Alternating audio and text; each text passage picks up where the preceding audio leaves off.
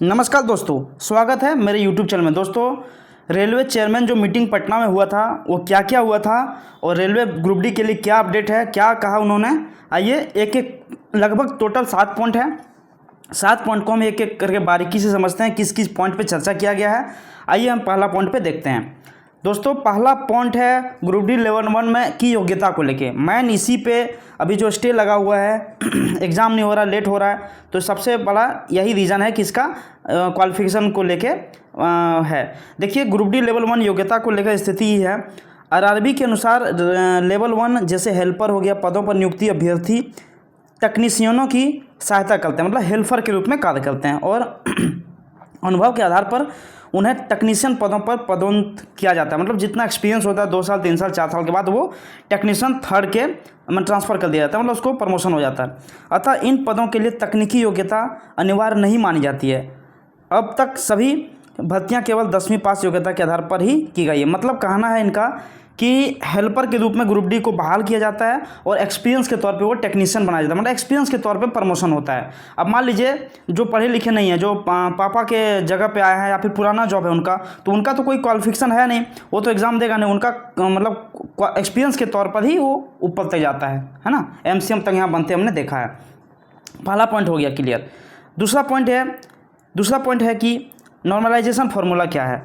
वर्तमान में उपयोग किया जा रहा नॉर्मलाइजेशन फार्मूला IIT खड़गपुर द्वारा विकसित किया गया है।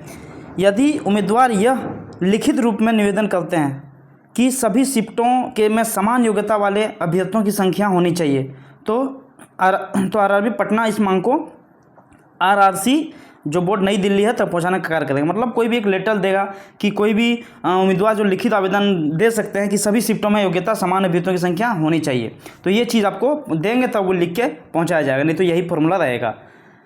3 नंबर जो है वेटिंग लिस्ट जारी करने को लेकर हुआ है।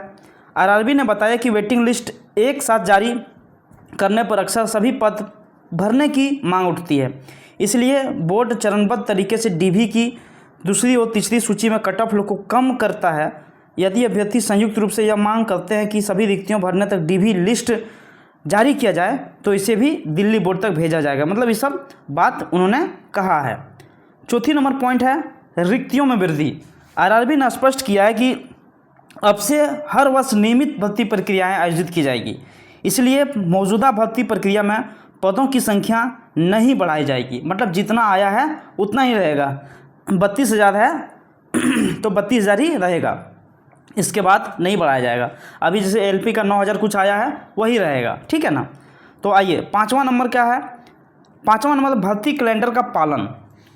बोर्ड ने आश्वासन दिया कि भविष्य में भर्ती विज्ञापन जारी होने के 6 माह के भीतर परीक्षा आयोजित करने का प्रयास किया जाएगा। मतलब जो भी एग्ज़ाम के लिए आएगा, वैकेंसी आएगा, उस 6 महीने के अंदर वो एग्ज़ाम भर्ती मतलब कंडक्ट कराने का ये कहा गया है उन्होंने।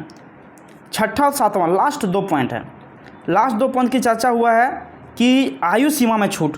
2024 में कोविड-19 के प्रभाव के कारण एक बार के लिए अभ्यर्थियों को 3 वर्षों की आयु सीमा में छूट दी गई थी।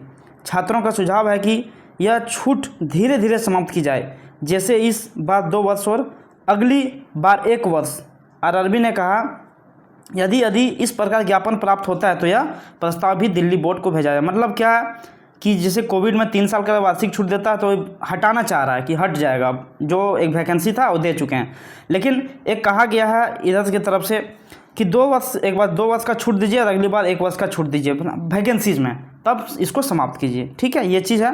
और 7वां जो लास्ट पॉइंट है दोस्तों, टेक्नीशियन भर्ती में CBT2 या टेक्निकल प्रश्नों की मांग। CBT टेक्नीशियन में देखिए आपको भी पता है कितना हाई कट ऑफ गया, लगभग 90 कट ऑफ गया, 90, 92, 95, 88, इस तरह का कट ऑफ अलग अलग जोन का अलग अलग है। तो ये एक डिमांड है कि टेक्नीशियन भर्ती CBT2 या टेक्निकल पदों की मांग। यह मांग भी बोर्ड को उचित प्रतीत हुई। यदि अभ्यर्थी इस संबंध में सामूहिक ज्ञापन प्रस्तुत करते हैं तो इसे भी दिल्ली स्तर पर अग्रेसित किया जाएगा। मतलब कि यहाँ पे एक जो बोर्ड है, एक छोटा मोटा बात को रखा गया है, जो भी इतना इस पे चर्चा किया गया, जो भी गए थे वहाँ पे, तो ये चीज़ का चर्चा वहाँ पे हुआ है और जो भी हमने देखा कि ग्रुप डी क्वालिफिकेशन को लेके, एज को लेके, टेक्नीशियन का जो CBT 2 है उसको लेके किस तरह की बात हुई है।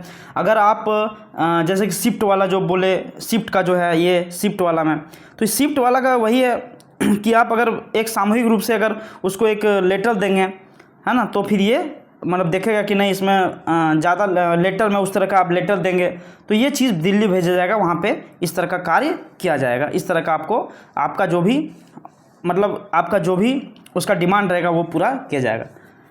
यही तक अपडेट था। मिलते हैं, कोई अपडेट आती है तो फिर नेक्स्ट वीडियो में मिलते हैं। धन्यवाद दोस्तों।